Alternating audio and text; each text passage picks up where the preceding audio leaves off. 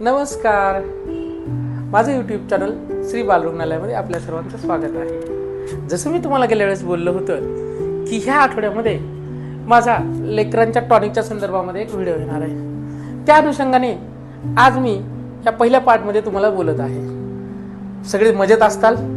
होळीच्या तुम्हा सर्वांना लाख लाख शुभेच्छा।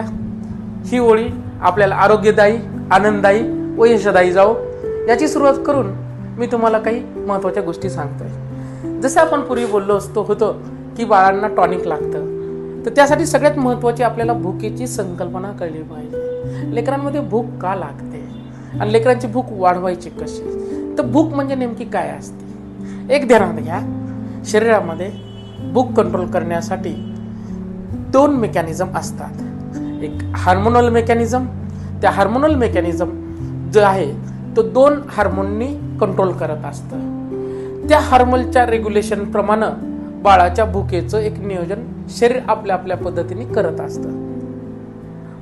हार्मोनचं प्रत्येकाचं वेगळं असतं, प्रत्येक बाळाचं भुकेचं नियंत्रण सुद्धा वेगवेगळ्या प्रकारे रेग्युलेट करत असतं। आणि त्याचबरोबर बाळाचं पोट भरलं की आपल्या मेंदूला हार्मोनद्वारे समजते की बाळाची तृप्तता झाली आहे, म्हणजे पोट भरलेलं आहे आणि ते पुढचं खाणं त्याचं थांबत असतं।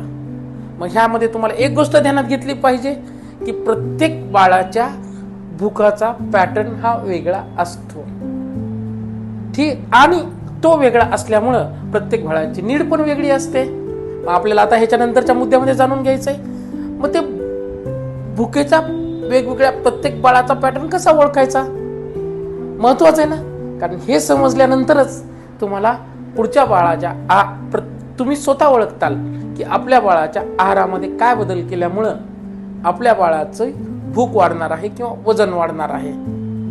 निश्चितच हे तुम्हाला आवडलं असेल। आता यानंतरच्या व्हिडिओमध्ये मी तुम्हाला सांगणार आहे की आपल्या बाळाला की भुकेचं कुठं नेमकं गणित आलडय किंवा चुकायला लागलंय, जेणेकरून आपल्याला ते दुरुस्त करायला सोपं जाईल। आशा करतो पुढच्या व्हिडिओमध्ये तुम्ही असेच माझ्यासोबत राहाल। यानंतरचा व्हिडिओ जो आहे भुकेच्या संदर्भामधले पुढचा पार्ट ठेवून मग आपलं टॉनिक कुठं लुडबुड करायचं याबद्दल मी मार्गदर्शन करत जाणार आहे। सोबत राहा माझ्या। धन्यवाद। मी डॉक्टर बसवराज शिवदास स्वामी।